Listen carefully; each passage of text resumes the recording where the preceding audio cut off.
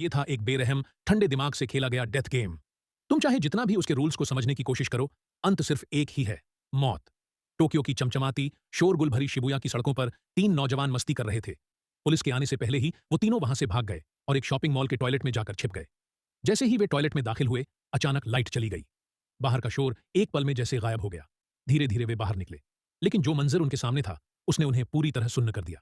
जहां कुछ देर पहले लोगों की भीड़ थी, अब वहां सन्नाटा था। सड़कें खाली, पूरा शहर जैसे एक वीरान भूतिया जगह बन चुका था। वे भाग दौड़ करते हुए जान पहचान वाली जगहों पर गए, शायद किसी इंसान का सुराग मिले, लेकिन नाकामी ही हाथ लगी। दुकानों में सामान वैसे का वैसा रखा था, लेकिन कोई इंसान नहीं दिखा। ऐसा लग रहा था जैसे पूरी आबादी हवा में उड़ गई हो। वे वापस मिले, चेहरों पर निराशा साफ झलक रही थी। किसी को कुछ नहीं मिला था। शाम ढलने लगी और शहर पर एक अजीब सी काली परछाई उतर आई।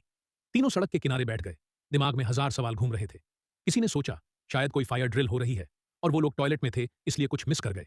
लेकिन इतना बड़ा ड्रिल? नामुमकिन।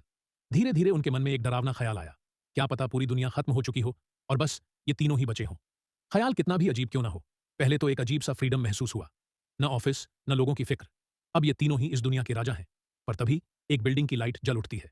एक बड़ी स्क्रीन पर अजीब से शब्द उभरते हैं, गेम जल्द ही शुरू होगा। साथ ही एक और बिल्डिंग लाल रोशनी में नहा जाती है, मानो नरक का रास्ता खुल रहा हो। जिज्ञासा में वे उस लाल रोशनी वाली बिल्डिंग की तरफ बढ़ते हैं। गेट पर लिखा होता है GM बिल्डिंग। यही था गेम का एरिना। अंदर पहुंचकर वे दाईं ओर मुड़ते हैं, जैसा निर्देश दिया गया था। रास्ते में कई लेजर लाइंस थीं, जिन्हें वे अनजाने में पार कर जाते हैं। आगे एक लंबा धुंधला कॉरिडोर आता है।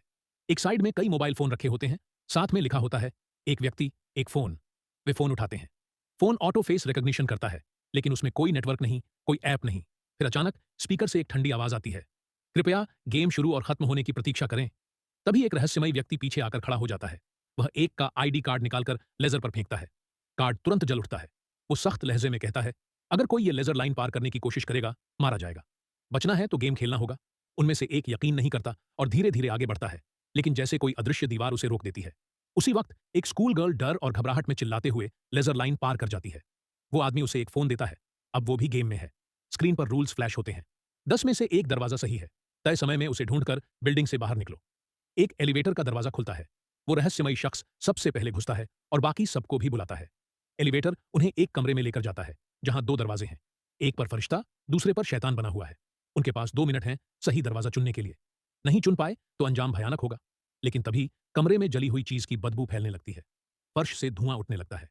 फोन की स्क्रीन पर वार्निंग आती है, 30 सेकंड बाकी हैं। स्कूल गर्ल डर और दहशत में अपना होश खो बैठती है। वो दौड़कर एंजेल वाले दरवाजे को खोल देती है और उसी पल नीचे से एक लेजर तेजी से उठता है और सीधा उसके सिर में घुस जाता है।